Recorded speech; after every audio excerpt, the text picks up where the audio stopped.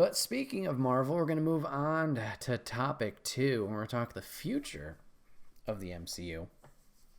So yeah, we got a lot of movies and shows coming up. Going back to last topic. Let's see, what did Mary Bear say? Okay, in White Vision, I hope he flew away to collect his thoughts. Yeah, for sure. Yeah, he just took on all these memories just at one time. So yeah, I assume he's got a soul search, for lack of a better term. I'm trying to think of recollect his thoughts. Maybe that's just what it is. Like you said, yeah, he's got to think it all over, kind of reacclimate himself to all these things that have happened to him that he didn't remember happened to him.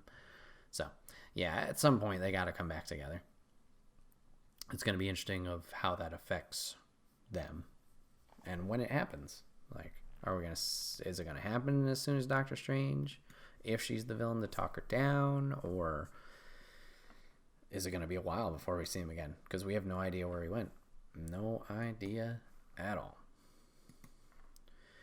So, MCU, we got a lot of things going on. We're talking movies, we're talking shows for this Phase 4. So based on this Wikipedia article I found, Marvel Cinematic Universe, we got, holy shit, a lot of films. That's a big phase. We got Black Widow. We got Shang-Chi and the Legend of Ten Rings. We got Eternals. We got Spider-Man No Way Home, Doctor Strange in the Multiverse of Madness, Thor Love and Thunder, Black Panther 2, Captain Marvel 2, Guardians of the Galaxy Volume 3, Ant-Man and the Wasp, Quantumania, Blade, and Fantastic Four.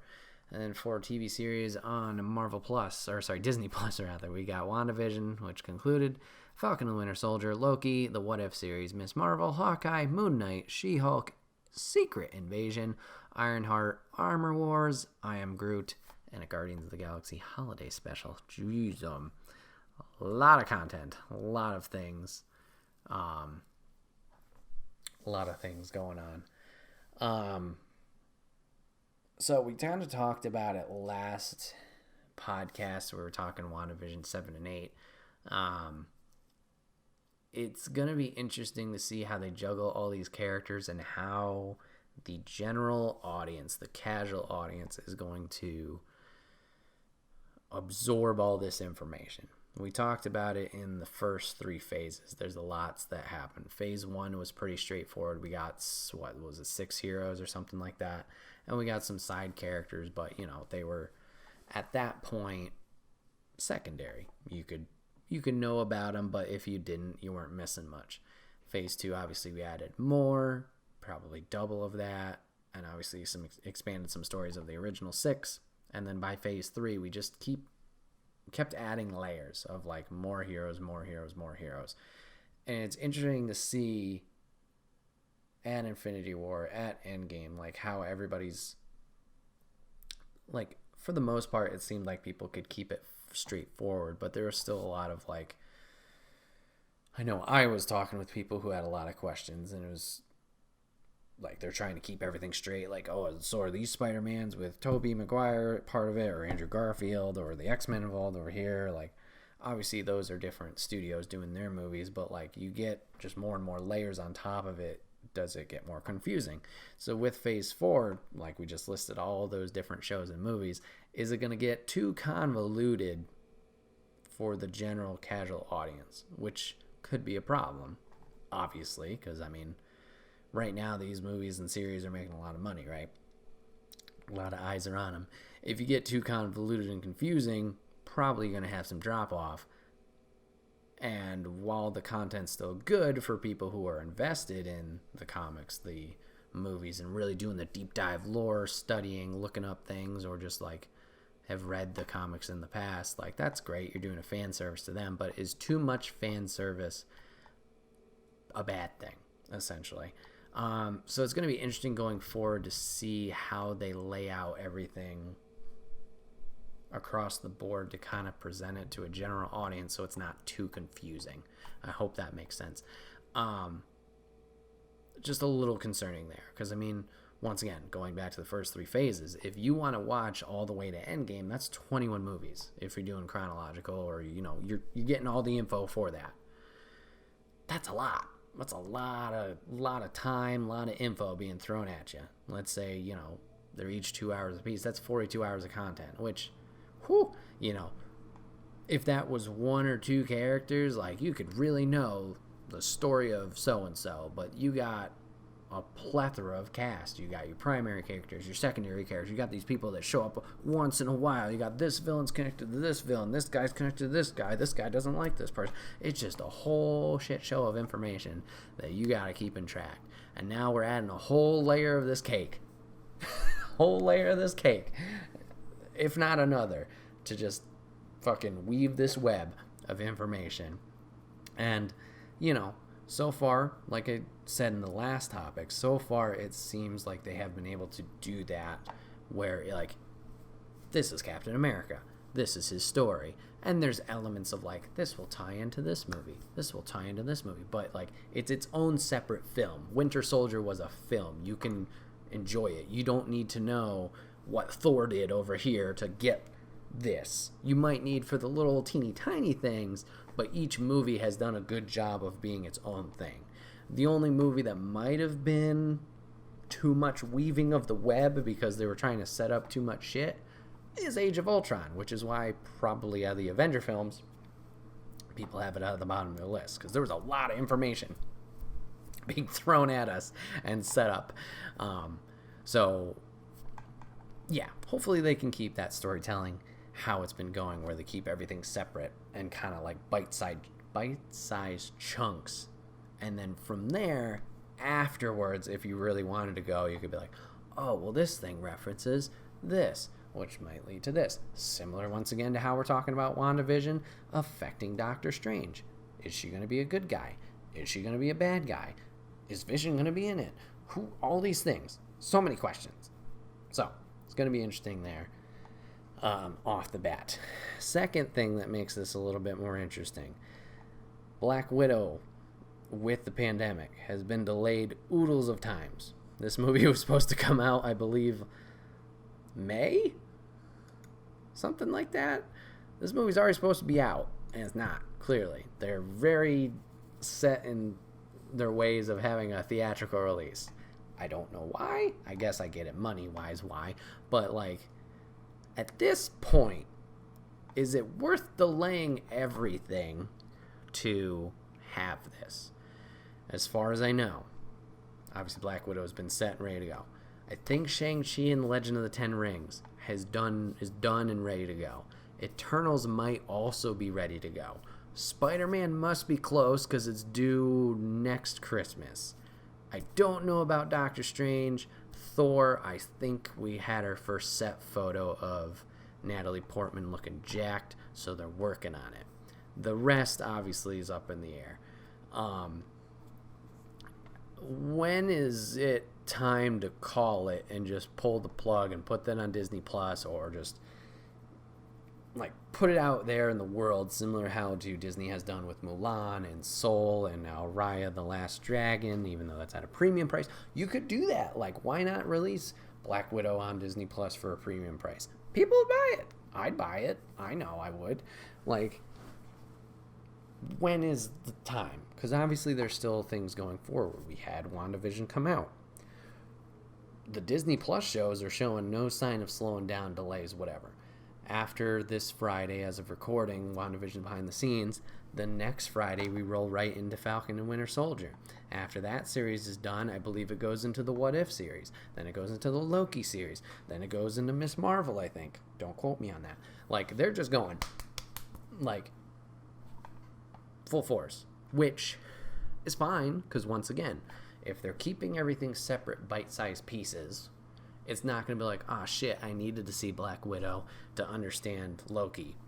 That's the weirdest connection I can make, because they're nowhere near alike. But, like, just based on their original plan, what was their timeline, what references, what kind of thing, it's interesting. Because so far the game plan has worked that Feige and the others have set up and worked on. Is it worth pushing certain things back to mess with that plan, if that makes sense? So, another interesting aspect there of the delays. So yeah, we got a lot of things happening here. Out of the films, new character wise, at least from the just the marquee movie name, we got Shang-Chi, we got the Eternals, technically Thor because that's Lady Thor, Blade, and Fantastic Four. So we'll have 5 movies that are another layer of the cake of new people. And then the rest are returns, which we got sequels for Black Widow, prequel, whatever, Spider-Man, Doctor Strange, Black Panther, Captain Marvel, Guardians, and Ant-Man. So 7 sequels. So we get a little bit layer of the cake, and then obviously we'll have all the side characters and whatnot, so you got to pepper on that layer of new characters as well. Obviously, we'll have the Black Widow characters, which we've seen a little bit of, and her sister, and the Red Patriot, is that his name? David Hayter, is that his name? The guy from Stranger Things, whoever his character is, along with, I think there's another one. But we have them. Black Panther 2, we have to figure out what's going on there. Obviously, unfortunately, with Chadwick Boseman passing, what's the plan there? We going Shuri? We going a whole different route? They're saying they're not recasting Black Panther, so like his specific T'Challa. So it's going to be interesting to see who takes up the mantle or how they tell that story. Then Guardians, I don't know. We might get another one. So far, we've added more to the team each time they show up, or at least in their main movies. So there's that. And then as for the TV series, let's see. We got, out of just names, WandaVision, Falcon, Winter Soldier, Loki, Secret Invasion, and I Am Groot. So technically 5 returning there, from what I can guess. And then we'll have the What If series is its own thing, so I'm not going to count that. We have Miss Marvel, not Carol Danvers. That's going to be Kamala Khan, if you watched our Marvel Square Enix playthrough. So it's Kamala doing that. We got Hawkeye, which is going to be Kate Bishop, which technically we've seen with the Hawkeye daughter in Endgame. We have Moon Knight, we have She-Hulk, we got Ironheart, which I don't know specifically what that's about, along with Armor Wars. So those will be new as well. So there's 7 new characters in play, at least in the TV series. So hopefully we'll get more in depth with them because we'll have more time. I mean, WandaVision had 9 episodes, ranging from like a half hour to 50 minutes each. So let's just make this simple on ourselves. 9 times 30, 270 minutes. So yeah, you get a lot of time to hopefully learn about each individual new characters. And same with the film, you'll be able to, but this will be more time. So hopefully it can help with that layer of new characters. As for what I'm excited about from both the movie standpoint and the TV show standpoint, personally, I'm really looking forward to the What If series on Disney Plus. It's completely separate in a way from the MCU. I don't think it's going to tie in at all. All it is hypothetical, similar to the comic What If series. If we've seen from the previews before, what if Haley Atwell's character of Peggy Carter, what if she was Captain America instead of Steve Rogers? What if this thing happened instead of this thing? So I think it's going to be fun one-off stories that will, be their own thing. So I think it'd just be a fun, entertaining half hour or whatever it is of this. And it's all animated. It's still voiced by all the actors and actresses, so that's fun. I think that'll just be a fun one overall. Another one I'm looking forward to for the Disney Plus side is the Loki series. So it seems he's in some time prison thing. Confusing. And he's doing some misadventures there. This one has my appeal the most because it's not the Loki that we know best.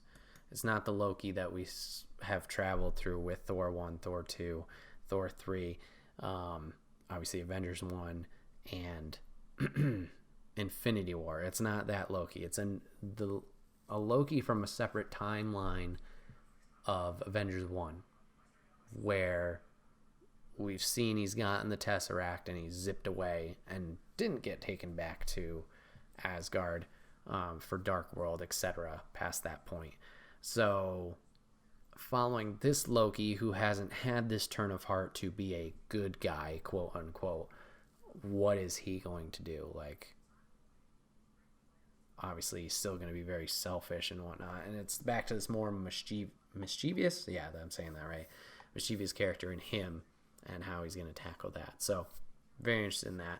Obviously I'm interested in some new characters showing up in their series. Moon Knight's going to be an interesting one. I know Electric Wizrobe and I have talked about him in the past and how cool he can be.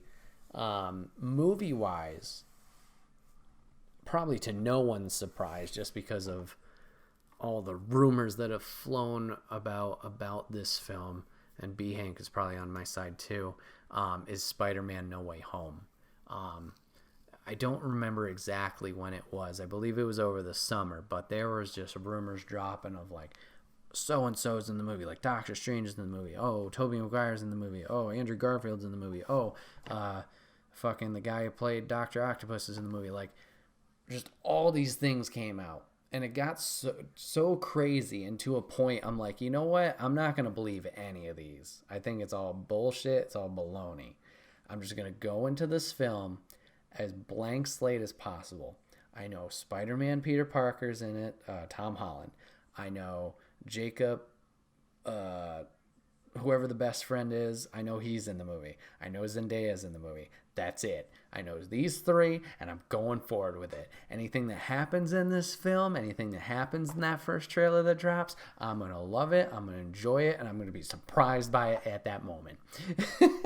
So I think Spider-Man No Way Home has my most excitement movie-wise. The rest, obviously, I'll look forward to as we get closer, but I think that's the one that has me the most excited and looking forward to.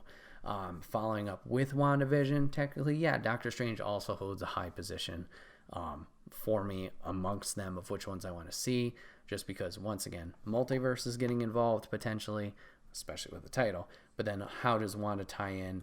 Is she going to be the big bad, or is she just going to be like, hey, I'm here to help type thing? So it's going to be interesting how that flows overall. Maybe there are things that for Black Panther they'll do the sister. Shuri, yeah. I could definitely see that route. That seems like the best, maybe not the best, but it seems like the most likely of route. Like, hey, you're taking up your brother's mantle. I could definitely see that, and I'd be totally fine with that. Totally fine with that. It's just a matter of time, obviously, they're figuring out, I'm assuming they got to rewrite that movie a whole lot because Chadwick's not involved. So, like, how do you take his character and continue it? So whoever does take the mantle, whether it is Shuri or Killmonger's been tossed out there, but that would be odd just because he was a villain. Like, what would explain his turn of heart unless it was like, man, this guy has been, what he did in Infinity War, what he did in Endgame, like how he's fought back for Wakanda and for the planet, like would that have turned him? Which it could, but it's going to be interesting. Only time will tell of how they're going to rework it type thing. But there's obviously still elements there that they need to tell or have connected to this universe. And, you know, maybe they need to rewrite it. So unfortunately they don't have another Black Panther movie. Maybe Shuri just shows up like here and there to help or whatever, but I don't know. I think they'll rework it so they'll keep the movie, obviously, but there must be story elements still there that they must need to tell. So it's going to be interesting. That movie's not due for, I think it was 2022 originally. Yeah, 22 originally. So it'll be interesting to see where that goes. Yeah, there's a lot of content coming out. I hope they can keep it all, like I said, these bite-sized chunks, just so everybody can kind of keep along with the story. Obviously afterwards, you know, the studying and the looking things up and kind of these conversations that we've been having are all good, but I don't want it to be too much that people get frustrated because of all the information that's being thrown at them that doesn't make sense. Like, there's a certain level of intrigue and frustration. Like, there's that balance you need to play, like the scale. If things are too convoluted and confusing, drop off. If it's too simple and not interesting enough, drop off. You got to find that intricate balance of, like, this is entertaining and I want to know more. Like, that delicate balance that everything needs to do.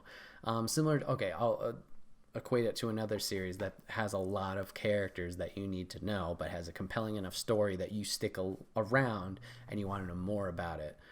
It's Game of Thrones. Now, I know Game of Thrones didn't finish off super strong, and a lot of people don't like it. Fine, whatever. But that's a series I believe did a very good job of balance. There was a lot of characters, and, me especially, Lady knows this, I was asking so many questions. Wait, who's that guy? Who's this person? Who are they connected to this? But the story was compelling enough that I just kept wanting to watch. Go, go, go, go, go.